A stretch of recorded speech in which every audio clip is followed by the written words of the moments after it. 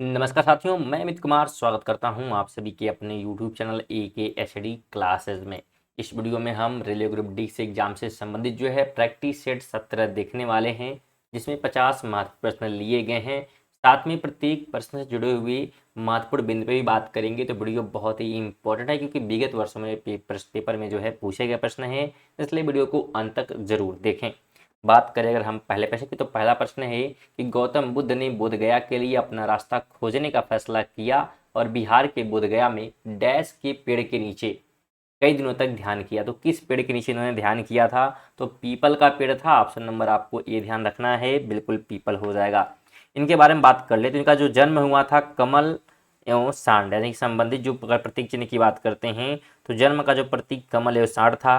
ज्ञान की बात करते हैं तो पीपल के पेड़ के नीचे, जो कि बोधि वृक्ष भी कहा जाता है। गृह त्याग की बात करें तो घोड़ा इनका प्रतीक चिन्ह है। और निर्वास की बात करते हैं तो पद चिन्ह है। और मृत्यु की बात करें तो स्तूप इनका क्या है? तो एक प्रकार से प्रतीक चिन्ह रहा है। आगे बात करें, सेकंड है गौतम बुद्ध ने अपनी शिक्षा सामान्य लोगों की डैश भाषा में दी। इन्होंने जो है पाली भाषा में दी थी शिक्षा। ऑप्शन नंबर क्या हो जाएगा? तो ए राइट हो जाएगा। ध्यान रखिए, गौतम बुद्ध ने जो है आम जनता की भाषा को जो है पाली में अपने उपदेश में दिए थे। और गौतम बुद्ध ने जो है सर्वाधिक उपदेश कौशल राज्य की राजधानी श्रावस्ती में दी। तो इसे भी ध्यान रखें। 3 नंबर है जैन धर्म के नियमों का पालन करना निम्नलिखित में से किसके लिए अधिक कठिन था? तो सबसे जो कठिन था किसानों के लिए था। किसके लिए? सॉरी, किसानों के लिए यहाँ पे, ठीक है, सही ऑप्शन हो जाएगा, किसानों के लिए था। ध्यान रखिए, अगर हम बात करें पंच महाव्रत के बारे में तो इसमें अहिंसा, सत्य, अपरिग्रहण, अस्तेय और ब्रह्मचर्य शामिल था। तथा त्रिरत्न में जो है सम्यक ज्ञान, सम्यक दर्शन, सम्यक आचरण, ये सभी जो हैं जैन धर्म से संबंधित हैं। और जैन धर्म के 10 लक्ष्य तथा 7 जो शील व्रत का उल्लेख भी क्या इसमें मिलता है, तो बिल्कुल इसे भी ध्यान रखें। 4 नंबर है बुद्ध साक्यगढ़ नामक एक छोटे गढ़ से संबंधित थे और एक डैश थे। मतलब कौन से जो है इनका जो है किससे बिलोंग करते थे? ऑप्शन के हिसाब से बात करते हैं तो ये क्षत्रिय थे। ऑप्शन नंबर बिल्कुल सी ऑप्शन राइट हो जाएगा। ध्यान रखें, बुद्ध जो है साक्यगढ़ से संबंधित एवं क्षत्रिय थे और इनके पिता का नाम जो है शुद्धोधन कपिलवस्तु के जो है शाक्यों के एक गढ़ राजा थे। तो इन्हें भी ध्यान रखें। 5 है भगवान महावीर ने डैश वर्ष की आयु में घर छोड़ दिया और ज्ञान की तलाश में वे एक वन में रहने चले गए। तो कितने वर्ष की आयु में इन्होंने छोड़ा था? तो 30 वर्ष की आयु में। ऑप्शन नंबर ए राइट हो जाएगा। ध्यान रखिए, बात करें अगर हम महावीर के बारे में कुछ संबंधित तथ्यों के बारे में तो इनका जन्म जो है कुंडलग्राम वैशाली यानी कि बिहार में हुआ था। पिता का नाम सिद्धार्थ था, माता का नाम त्रिशला, पत्नी का नाम यशोदा, पुत्री का नाम प्रियदर्शना और दामाद का नाम जमाली। मृत्यु जो है पावापुरी में इनकी हुई, जो कि राजगीर या बिहार आप कह सकते हैं। गृह त्याग जो है 30 वर्ष की आयु में इन्होंने किया था बड़े भाई नंदीवर्धन की आज्ञा से। और ज्ञान की प्राप्ति जो है 30 वर्ष की आयु में इनको हुई थी। और गृह त्याग से पश्चात जो है 12 वर्ष की कठोर तपस्या के बाद इन्हें जो है 42 वर्ष की अवस्था में ऋजुपालिका नदी के तट पर जो है वृक्ष की एक प्रकार से ग्राम, यहाँ पे अगर हम बात करते हैं तो जिरीभिक ग्राम में जो है प्राप्त हुआ था। तो ये भी ध्यान रखिएगा। महत्वपूर्ण बातें जो आपको बताई जा रही हैं बहुत ही महत्वपूर्ण हैं। और वीडियो अगर इन्फॉर्मेटिव लगे वीडियो को लाइक भी कर दीजिएगा। साथ में चैनल पर नए होंगे तो चैनल को सब्सक्राइब भी करिएगा। अगर आप इसका पीडीएफ प्राप्त करना चाहते हैं तो आप हमारे टेलीग्राम चैनल से जुड़ सकते हैं, जिसका लिंक आपको डिस्क्रिप्शन में मिल जाएगा। 6 नंबर है बोधगया एक महत्वपूर्ण बौद्धिक तीर्थस्थल क्यों है? तो इसका रीजन क्या है कि यहाँ पर जो है ध्यान रखिएगा कि यहाँ जो है गौतम बुद्ध को ज्ञान की प्राप्ति हुआ था, बस इसलिए ये क्या है, तीर्थस्थल है। एक मिनट स्टूडेंट, यहाँ पे ध्यान रखिए ऑप्शन नंबर क्या होगा? तो ए राइट होगा। ठीक है। 7 की बात करें, निम्नलिखित में से किसने जो है वजी पर प्रस्तावित हमले के बारे में सलाह लेने के लिए बुद्ध से मुलाकात की? तो मुलाकात जो है की गई थी वस सरकार के द्वारा। ऑप्शन नंबर बी राइट हो जाएगा। आगे बात करें, 8 नंबर है जैनियों के दिगंबर संप्रदाय द्वारा पर्युषण पर्व का आयोजन डैश दिनों के लिए होता है? तो ये जो है होता है 10 दिनों के लिए। ऑप्शन नंबर डी बिल्कुल राइट हो जाएगा। ध्यान रखिए, जैन धर्म के जो है 2 संप्रदाय में विभक्त था।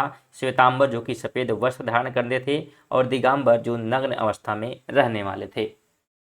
9 है प्रसिद्ध पुस्तक अर्थशास्त्र हमें बताती है कि मौर्य काल के दौरान उत्तर पश्चिम कंबलों और डैश अपने सोने एवं कीमती पत्थरों के लिए महत्वपूर्ण था। तो यहाँ पे जो डैश आ रहा है, ठीक है, उत्तर पश्चिम कंबलों और डैश, ठीक है, तो किस हिस्से में? अपने सोने की कीमतों के लिए। तो ये जो है ध्यान रखिएगा दक्षिण भारत में। ठीक है, ऑप्शन क्या हो जाएगा, तो ए राइट हो जाएगा। बात कर ले हम अर्थशास्त्र के बारे में, तो अर्थशास्त्र के लेखक जो है कौटिल्य थे, इनका नाम चाणक्य भी है। और अर्थशास्त्र जो है प्राचीन भारतीय राजनीति का एक महत्वपूर्ण ग्रंथ है, तो ये ध्यान रखें। तीन नंबर है, निम्नलिखित में से कौन सा मौर्यकालीन शिलालेख वर्तमान भारत में स्थित नहीं है। तो स्थित नहीं है तो कौन, तो कधार, यानी कि ऑप्शन नंबर ए राइट हो जाएगा। ध्यान रखिएगा, मौर्य सम्राट अशोक के जो है बृहत शिलालेखों की संख्या 14 है। और कलशी शिलालेख जो है देहरादून में, ध्यान रखें, उत्तराखंड में। गिरनार की बात करेंगे, शिलालेख जो है जूनागढ़ गुजरात में है। और मस्की शिलालेख जो है रायचूर कर्नाटक में है, तो ये भी ध्यान रखें। 11 है, मौर्य साम्राज्य की राजधानी डैश थी, तो क्या थी, तो इसकी राजधानी जो है पाटलिपुत्र, ऑप्शन नंबर बिल्कुल डी ऑप्शन राइट यहाँ पे हो जाने वाला है। ध्यान रखिए, मौर्य साम्राज्य के जो संस्थापक थे चंद्रगुप्त मौर्य थे, और मौर्य साम्राज्य की राजधानी पाटलिपुत्र। और मौर्य साम्राज्य के शासनकाल की बात करते हैं तो 322 से 185 जो है ईस्वी पूर्व है। 12 है, मौर्य साम्राज्य का अंतिम शासक निम्नलिखित में से कौन था। तो अंतिम शासक जो है Brihadatta, option number A right हो जाएगा। अगला क्वेश्चन है, निम्नलिखित में से कौन जो है मौर्य साम्राज्य का दूसरा शासक था। तो दूसरा शासक था, उसका नाम जो है बिंदुसार है, ऑप्शन बी राइट हो जाएगा। अगला क्वेश्चन है, अशोक के धम्म में भगवान की पूजा या बलिदान का प्रदर्शन डैश है, तो मतलब क्या है वो, तो ध्यान रखिएगा यहाँ पे ऑप्शन नंबर बिल्कुल जो है ये हो जाएगा, इसमें शामिल नहीं था। ठीक है, पूजा का या बलिदान का प्रदर्शन जो है शामिल नहीं था। अगला क्वेश्चन है, निम्नलिखित में से कौन सा मौर्य शासक चंद्रगुप्त मौर्य का पोता था। तो उसका नाम क्या था, तो अशोक, बिल्कुल ऑप्शन बी राइट हो जाएगा। क्वेश्चन वीडियो बहुत ही इंपॉर्टेंट है, क्वेश्चन बहुत ही महत्वपूर्ण लिए गए हैं, तो बिल्कुल अंत तक जरूर देखें। इसके बारे में बात करते हैं, तो अशोक बिंदुसार का पुत्र एवं चंद्रगुप्त मौर्य का पोता था, तथा अशोक की माता का नाम जो है सुभद्रांगी था, तो ध्यान रखिएगा। 16 है कि डैश साम्राज्य की स्थापना 322 से 321 ईसा पूर्व में महान सम्राट चंद्रगुप्त मौर्य द्वारा की गई थी। तो किसकी स्थापना की गई थी, तो मौर्य साम्राज्य की, ऑप्शन नंबर बी राइट हो जाएगा। ध्यान रखिए, प्रमुख वंश की बात करें और संस्थापक की, तो नंद वंश का संस्थापक महापद्मनंद था, पाल वंश का गोपाल और मुगल का बाबर। 17 है कि अशोक के अधिकांश शिलालेख डैश भाषा में और डैश लिपि में लिखे गए थे। तो किस भाषा में और किस लिपि में, तो ये दिखाई पड़ते हैं प्राकृतिक एक प्रकार से भाषा में, और साथ में जो है ब्राह्मणी लिपि में। अगला क्वेश्चन है, कौन सा मौर्य भारतीय सम्राट अपने शिलालेखों और स्तंभों के लिए प्रसिद्ध है। तो ये प्रसिद्ध है अशोक, यानी कि ऑप्शन डी राइट हो जाएगा। ध्यान रखिए, मौर्य सम्राट अशोक के जो है बृहत शिलालेखों की संख्या 14 एवं दीर्घ स्तंभ लेखों की संख्या 7 है। अगला क्वेश्चन है, चौरी साम्राज्य के यहाँ पे थोड़ा सा क्वेश्चन लगता है, यहाँ पे मौर्य होगा, ठीक है। मौर्य साम्राज्य के चंद्रगुप्त मौर्य के गुरु कौन हैं, के गुरु का नाम जो है Kautilya, option number B right हो जाएगा। इनका अन्य नाम जो है चाणक्य या विष्णुगुप्त भी है, तो ये भी ध्यान रखें। अगला क्वेश्चन है, मौर्य साम्राज्य के सम्राट अशोक डैश के अनुयायी थे। तो ये जो है अनुयायी थे बौद्ध धर्म के, ऑप्शन नंबर डी राइट हो जाएगा। अगला क्वेश्चन है, भारत में मौर्य साम्राज्य की स्थापना 322 ईसा पूर्व में हुई थी और इसकी राजधानी पाटलिपुत्र थी, जिसे अब डैश के नाम से जाना जाता। तो वर्तमान नाम पूछ रहा है, वर्तमान जो है पटना हो जाएगा, बिल्कुल डी ऑप्शन। 22 है, निम्नलिखित में से किस मौर्य शासक ने बौद्ध धर्म के प्रचार प्रसार का बीड़ा जो है उठाया था। तो ये जो है उठाया गया था अशोक के द्वारा, ऑप्शन नंबर बी बिल्कुल राइट हो जाएगा। अगला क्वेश्चन है, अशोक ने अपने शिलालेखों में उल्लेख किया है कि उसने राजा बनने के डैश बाद कलिंग पर विजय प्राप्ति की। तो कितने वर्ष बाद विजय प्राप्त की गई थी, तो 8 वर्ष बाद, यानी कि ऑप्शन नंबर बिल्कुल डी राइट हो जाएगा।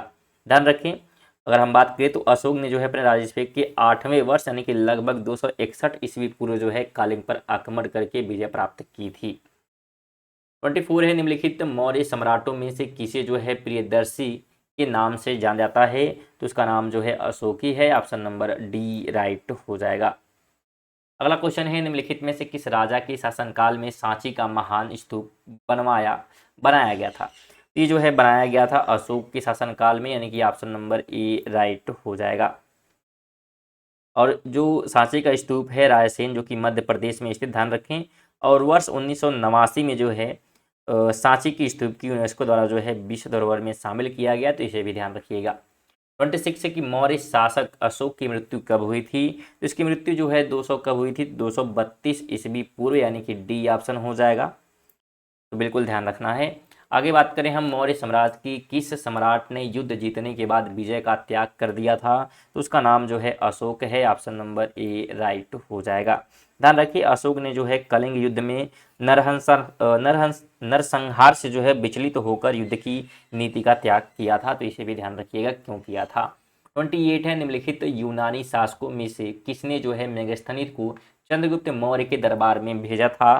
तो उस व्यक्ति का नाम जो है सेल्यूकस निकेतन है। ऑप्शन सी राइट हो जाएगा।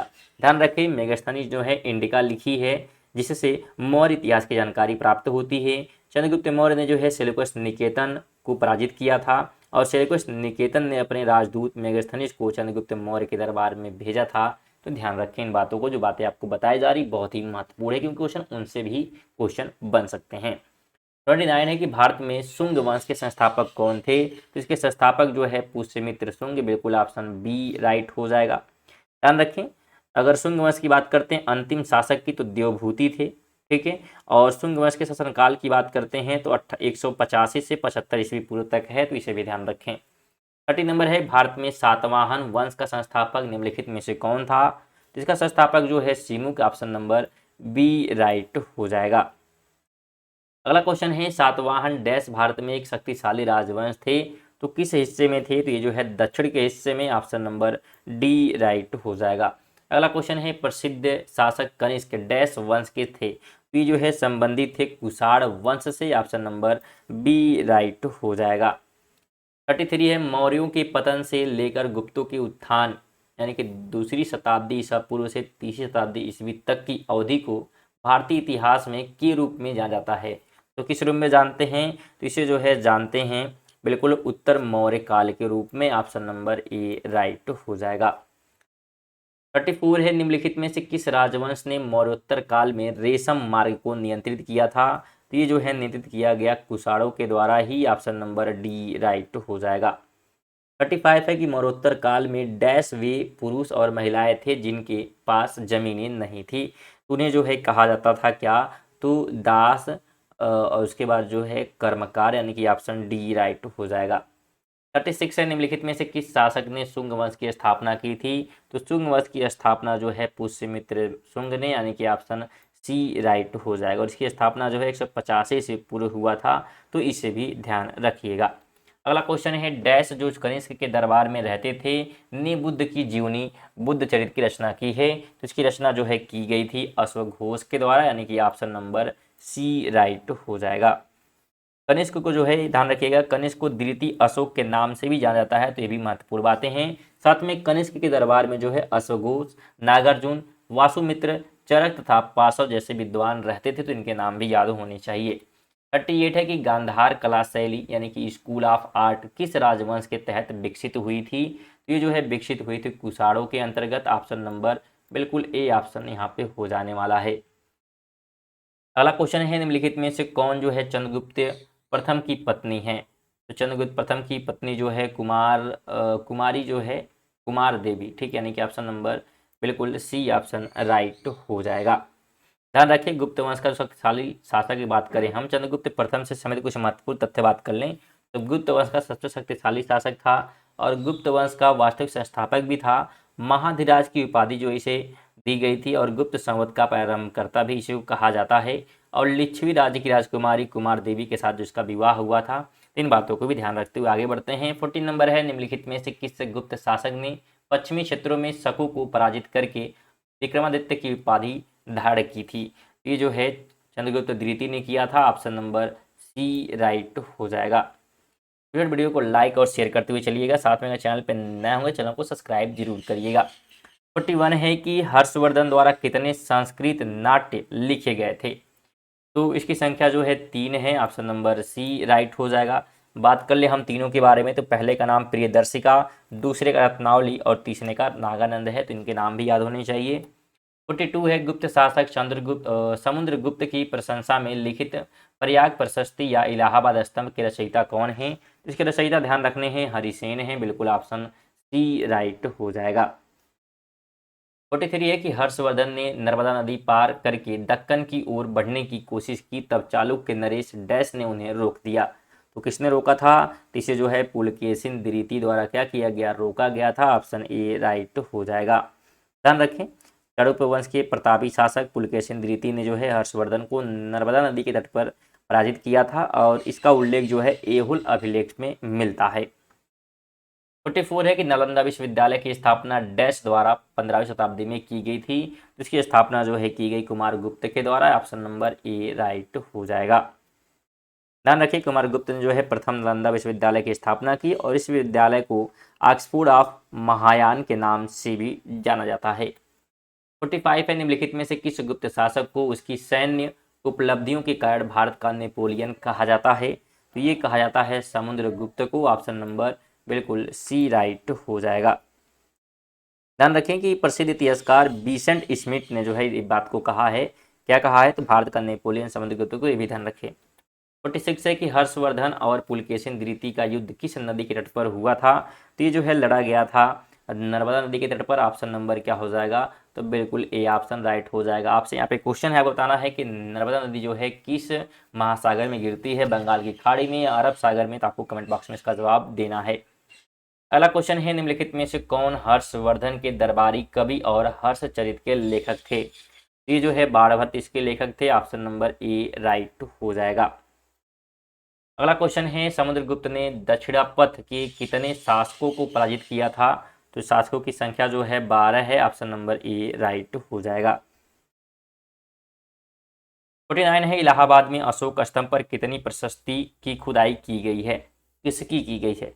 इसमें जो है प्रशस्ति खुदाई की बात करते हैं तो समुद्रगुप्त की गई है, यानी कि समुद्रगुप्त जो है यहाँ पे डी वाला हो जाएगा। ठीक है, द्वितीय नहीं, फर्स्ट वाला। 50 नंबर है डैश ने हर्षवर्धन के दरबार में बहुत समय बिताया और उन्होंने जो कुछ देखा उसका विस्तृत विवरण दिया। ये विवरण जो है दिया गया है हेनसोंग के द्वारा। ऑप्शन नंबर बी राइट हो जाएगा। ध्यान रखें, चीनी यात्री हेनसोंग ने जो है अपना ग्रंथ सी यू की नाम से लिखा था, और हर्षवर्धन के दरबार में बाणभट्ट एवं मयूर नामक प्रमुख विद्वान भी रहते थे, तो इनको भी ध्यान रखें। तो ये थे हमारे 50 महत्वपूर्ण प्रश्न जो कि रेलवे ग्रुप डी एग्जाम के लिए महत्वपूर्ण थे। तो अगर वीडियो आप यहाँ तक देखेंगे, जो वीडियो आपको इंटरेस्टिंग लगी होगी, वीडियो को लाइक कर दें, और अगर चैनल पर नए होंगे चैनल को सब्सक्राइब कर लीजिए, जिससे कि आपको क्या है नोटिफिकेशन मिलती रहेगी। चलिए मिलते हैं नेक्स्ट वीडियो, तब तक के लिए जय हिंद, जय भारत।